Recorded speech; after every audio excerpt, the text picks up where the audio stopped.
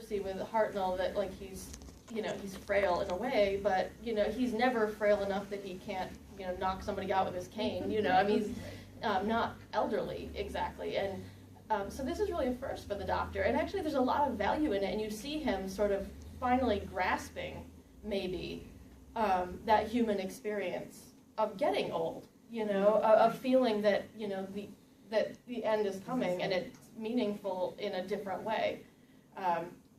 And I think that's one of the reasons that there's such a sort of reset between the 11th and 12th Doctors, that he's coming to terms with the fact that, he was wrong about the limitations of this, and it's actually really hard, for him to do that. Even though, it's good that he's not dead, right? It's also really hard to adjust to it in a way, because, he finally got his head around it, maybe for the first time. I mean, he even got to see Amy, one last time. It's that sort of, last goodbye and having that opportunity to do that. Even if it's in his head, that doesn't even matter. It's just getting to see that last image. That was his he wanted to have her as his last image. Yeah, and there's, I think, a lot of emphasis in the series about, I mean, Clara says it, she wants to die right. And I think that there's a lot of that. That if you're going to give your life, that it should be meaningful, right? Which is kind of a high bar, I guess. But at the very least, like, in terms of the way that it's dealing with these sort of bioethical questions, I agree with you that it's very clearly saying, there's something that you really need to think hard about ethically about extending the human lifespan past a certain point. And today, I guess, one of the things that medicine has to deal with is that question of not just, is it okay for you to live longer, but is it good for you to live longer if maybe those aren't going to be great years, if they're not going to be high quality of life. Okay. So, I don't exactly... this is sort of on my list of questions I wasn't sure that I wanted to ask, because it is simultaneously, I think, very fruitful and maybe a little bit difficult because it's big in a way. But, the Daleks are kind of the series' prime example of what can go wrong, with science and with, I mean, in a way it's medicine, that they're trying to escape this, the horrible nuclear war that's almost completely destroyed their species, right? How do you think they fit into this sort of bioethics discussion? Well, well, obviously they're also on the other end. We're gonna change people. What was the one where they made the blanking? You've repressed it. Well, it was terrible. Manhattan. But it's a terrible episode. But it's the same idea. They don't care. And nobody is important enough to them. We can do whatever we want to them. We can kill these people. It doesn't matter. We don't even ask the questions. So the Daleks fit into that way. But they were also created that way. So you see, they're also on the other things, because they were put into those travel machines. And so you see. It's sort of like when you have a species that is so xenophobic, and you have the opportunity to extinguish them, do you? Right. That's Genesis of the Daleks right there. Yeah. And I'm sorry, but if I were Sarah Jane, I would have been so furious. Do it when they come back. She's got the 10th Doctor. And would you not just want to say, I told you so? I don't, if this is a distraction from the question, feel free to shut it down. But one of the things that I've always wondered about with Genesis of the Daleks, and I think it is a very good episode, a very good story, obviously, but I find the sort of retcon of the Daleks' origins very odd in it, because initially it's presented as they're just mutated, natural mutations, and this is what led them to their current form. And Genesis of the Daleks, of course, brings in Davros and the implication that it's not really a natural mutation. It's he drove this and lied about it, basically, to them. And I've always sort of wondered how that changes sort of the, I don't know, moral arc of the Daleks, I guess. It sounds a little silly about it. But. No. So if we, let's say if we go with Davros having created them, kind of forcing them into this sort of situation, the best side-by-side comparison that I usually think of is Hitler. Right. And SS troops, and because Hitler also tried, he was very xenophobic, and he tried to make everyone look the same, had to have, the Aryan race and that sort of thing.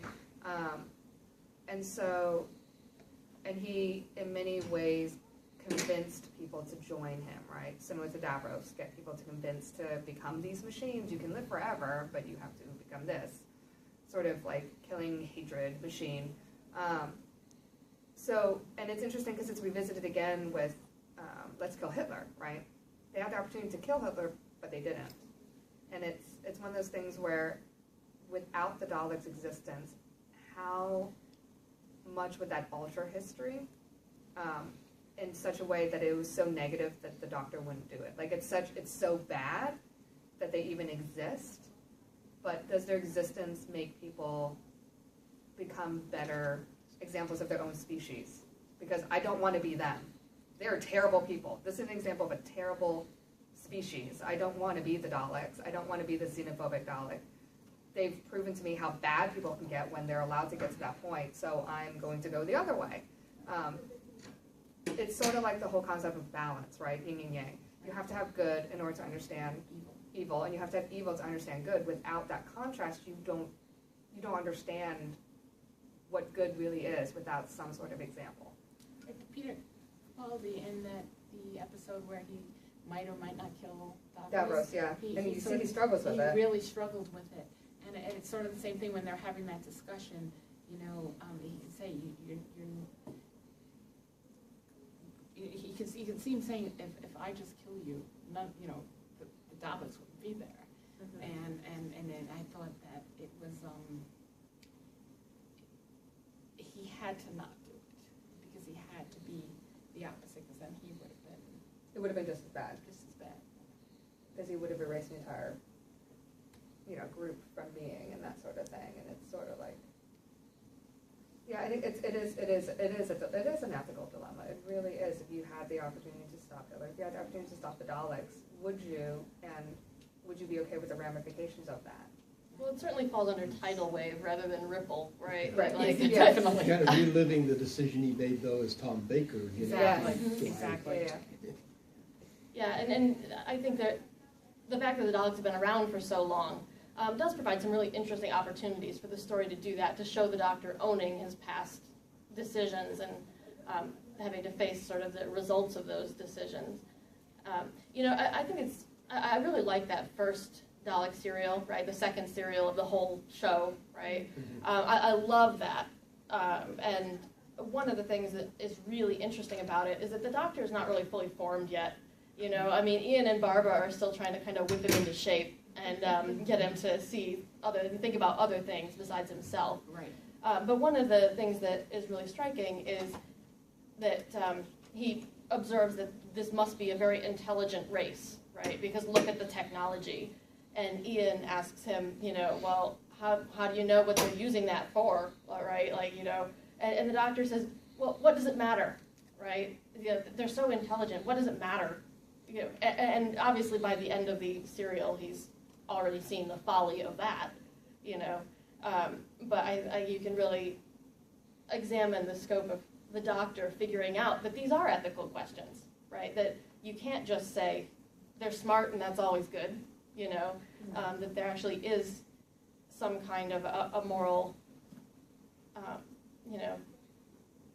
thought that needs to go into the way that you interact with any other species. And maybe the reason for the retcon, the difference, is to show this, we're taking away we're taking away the ability to have empathy, the ability to be kind. Or have that sort of ambiguity. Right, that's exactly. being taken away, yeah. And so I think that's, to me, I don't know, I wasn't in their heads, but that's why they changed it, because it definitely says this is bad. Mhm. This is not what we should aspire to. Yeah, like it's not like an accident they became that. It's Yeah, I just want to make a comment. You were talking earlier about, whether the Daleks had evolved versus what Davros did, and you brought up the second episode of Doctor Who, which was the first Dalek episode. I had read back in the 80s that when they originally envisioned the Daleks, they were supposed to be a machine and actually had a person inside, and that they had to put themselves in the machines because they had become so weak and deformed that they couldn't walk or use their arms to lift anything anymore, that they needed the machines to give them the strength to pick up stuff and all that. And indeed, there is a scene in there where they capture one of the Daleks, and put him on the tarp, and Ian gets inside and operates it. That there is enough room for him to sit in there, because the machine was designed to hold a person. Unless you can hit it with claws. Oh, yeah. There's certainly more than enough room for a person to be inside one. Mm-hmm. Yeah, that episode is one of the things that I wondered about with the way that they go back and, as you say, retcon the Daleks' history, is that if you watch that second episode, you can sort of see there's a horrible war, right? And, the Daleks have these mutations and whatever, and you can sort of understand in a way how they got where they are, but you can condemn that in a way, that they're making the wrong choices. Whereas I think if you see them as designed by Davros, in a way it's not their fault. They've been manufactured to be the way they are, and maybe they're a little bit less morally culpable. But Davros is even more culpable. Oh, absolutely. And he's So the villain it's then. he makes that decision. He forces them into that, and unfortunately that leads to them being even less so. Instead of better, like you thought they were, they're less because of what the consequences he has. We've got all these sympathies and qualms about killing the Daleks, but how many times have the Cybermen shown up and they've just been completely obliterated? I mean, what makes the Cybermen so much worse than the Daleks that we can obliterate them as opposed to we can't obliterate the Maybe Daleks? because the Cybermen aren't a separate race if they're putting the human brain. Yeah. We're just killing ourselves. Well, and they never really, at least I'm not aware that they actually ever are quite clear about whether they're humans. I mean, they say, once we were like you, right? And then we grew weak and we had to have the, shiny. You have to kind of distinguish between the classic Cybermen and the new series Cybermen, too. Yeah. Even Well- classic Which had their own Cybermen, there beginnings in a they parallel kept universe. trying to convert humans, though. So they may not have been originally humans, but there were humans that were thrown into the mix at some point. I think there's more of a threat. I feel like it's this weird sort of like duality in Doctor Who, where the Daleks are so different from humans that we can accept it as a species that we, though as bad as they are, they're a species that should be allowed to live, versus Cybermen are humans plus. Yeah. So now that changes the status, right? Suddenly they are better than us, but they're still humans, and that's not right. No one should be above humans. Like, how are you allowed to have all these extra cool powers, but, and then, I think that's part of the thing. I think it's just that they're still humans, and But are they? Based on what we were saying earlier, what makes a human human is their empathy and ability to understand others, and here as a Cyberman, that's the thing that they take out. yeah. And I agree. I mean, I think they are a separate species, but like I think from the Doctor Who standpoint, like people are, if you're looking at it from the perspective of the people who are playing these characters in the show, I think they're looking at more like you shouldn't get the right to have these cool guns and like all like why do you get all these like special abilities to fly and I don't get to be Iron Man? Like what is that? Like that's not fair. Mercy, the one that became David Tennant, the one with Jackson, the one who became the Cyber King. Oh, yes, Mercy Hardigan. Mercy Hardigan. So that was also interesting, and he just said, and he had no qualms to kill her. Well, she was. I think there's always this need of like humans can be very like understanding of each other, but once one really Steps up. rises to the top in such a noticeable manner, there's this need to be like, that's wrong, you're throwing off the balance, you need to be taken down a couple of notches, and if that means we have So it's to take okay to someone. kill somebody who excels, but not to kill somebody who's evil. Well, I Yeah, mean, that's you the know, thing. It's a, I think it's not necessarily just that they excel. It's that, they are human, but they're not. It makes them a little bit more, it's sort of that uncanny quality, right? That, like, they are like humans, and they are a threat to humans because they want to make you like them, Right. And the Daleks are never saying, we're going to make you like us, except We're for, just I gonna guess, kill you. Manhattan. yeah. But, there's something much more threatening to say, we can make you into something that you're not, That you're not. . And they take away, like, so they're humans that take away from, it's not even that they excel, they deliberately will are ripping your humanity from you, and that shouldn't be allowed to happen, and maybe that's why. The Cybermen are taking choice away. Right, Mhm. And then they're propagating this continuation of taking choice away, versus the Daleks are just going to kill you. Mm. So what's worse, to continue to exist but have no choices, and be in horrible pain and punished, or Well- to just cease to be? In a way, it's like the sort of the fears that drive zombie stories. Right.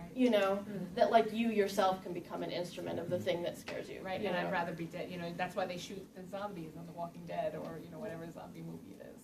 Yeah, I think there are a lot of people who would say, I would rather just die than that, and I think that's one of the things that the series makes pretty good use of, is that fear of being transformed beyond your own recognition. Yeah, I think we all like saw that with Danny Pink, where you could see him like hovering, and you're like, "Don't do it, dude! Right. Don't take away your feelings. That's what makes you human." Like you could just, and you could feel that he was struggling with that, and then you were like, "Don't!" Like you wanted him not to. You wanted him to just be like, "I know you're dead. Just stay dead." Like dead is better than you becoming that, And then- no longer being human. And then it was interesting that you had some Cybermen that could fight the Cybermen thing, because Danny Pink was able to not have the control, and of course the Brigadier.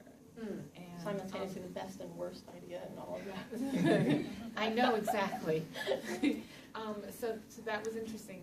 The human factor in some people are so strong that you can't take away that, but you can't take away. Well, and there's again, it's a thread that sort of runs through everything. Some people are strong enough not to be hypnotized, or things like that, and it's really inconsistent. But I do think that it suggests that there's some sort of quality that's being isolated as humanity, right? So, well, we need to wrap this up. But thank you so much for coming, especially it's the first time slot of the convention, and I know everybody's just got off work or whatever if you're coming in this evening. So thank you so much for making an effort to get here and coming to the first panel.